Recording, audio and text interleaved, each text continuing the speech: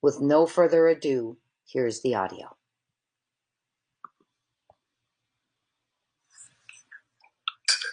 A lot of mothers of autistic children are following this case, and they're very angry. They're very emotional, and they're very angry. I'm looking for a quote, just if I could for a moment. Yeah, I can share something as well while you find that. A local source did indicate that somebody saw something fairly recently, an incident with Sebastian at a grocery store where Chris allegedly was very forceful and rough with him, so much so that Sebastian hid behind a cash register. So I'm looking into that, and I'm going to be reaching out to that grocery store to see if they have any additional information about that, if they witnessed that, because that, again, is just one more instance of just pure and utter heartbreak. There was a question that was asked of him on one of the interviews, that's what I'm looking for now, which is, quote, was chilling.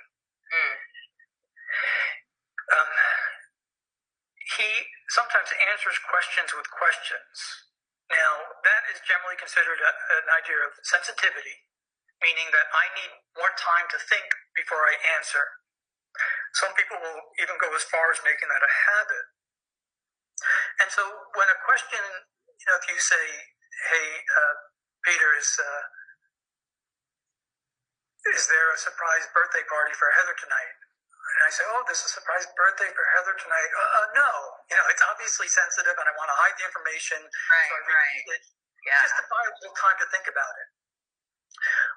If you say to me, is there a surprise party for Heather tonight? By me reflecting the language back to you and just getting a little time to think about what kind of good answer I can give to that one, because I don't want to give the information away, I'm going to use the language that you just used. That's very natural. That's normal. If I change that language on a sensitive question, if I change that language, it takes much more effort, and there's much more information to be gleaned from that. And one of the questions he was asked was about acting out behaviors. And I want to show his answer, because if you listen to the answer separate from the question, it doesn't sound terrible. Okay. So he was asked if Sebastian had meltdowns. And so it's easy for me that now I can put myself in his shoes. I'm going to use the word meltdown. Well, sometimes he had meltdowns, but he was okay. And this is what he did. He paused and said, was he a violent kid? No. And there was the past tense reference. Was he? Yes.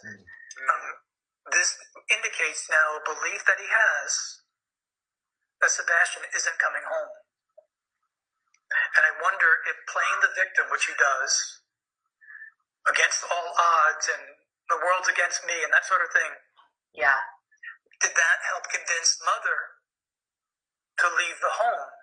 Which I think that how you described it, I'd be there for 30 years if that's what it took. This is his home. This is what he's familiar with. This is where he'll wander back. Just that hope against hope.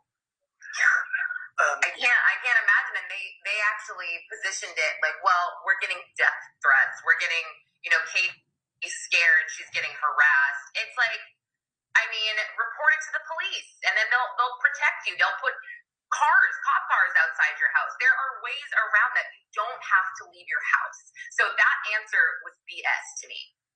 Yes, and me too. Developers hate testing their own work, and they're bad at it. So it typically falls to the product team, or it falls to the customers. Neither of those.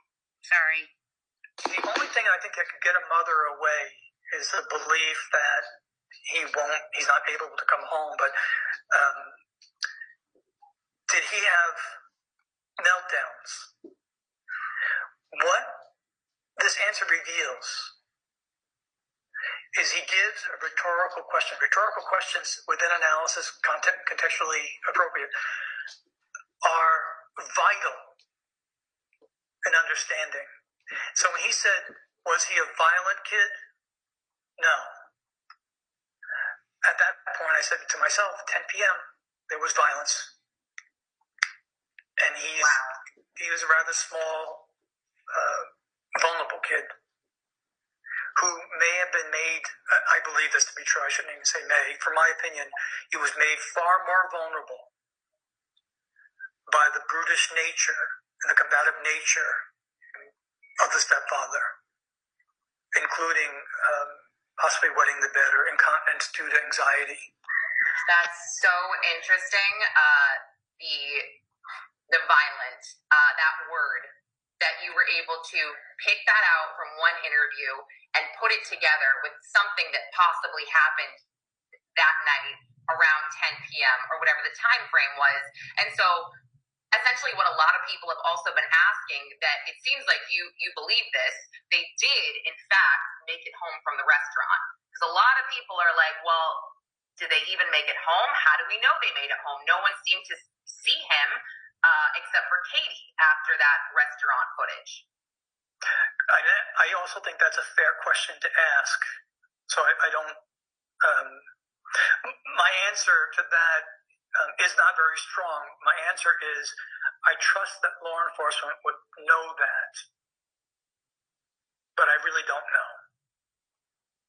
Yeah, I mean, and Seth obviously Seth Roger is very tight-lipped about the video footage that he saw, and Seth has been pretty much an open book on most things except for what law enforcement tells him not to share, and that seems valid, right? Everything Chris is saying, oh, I can't do this, I can't do that, I can't give this interview. Okay, whatever. Seth is saying, I can't share what I saw on this video. I believe it. But I'm thinking to myself, what the heck did you see on this video? I also think it would be very easy for a prosecutor to get stepfather on the stand and set him off. Let the true nature come flying out with all the colors and all the things. And he is someone, personality-wise, that would demand to take a polygraph and then fail, who would demand that he's going to do this, do that. To rush forward in kind of a bravado that isn't going to match the truth.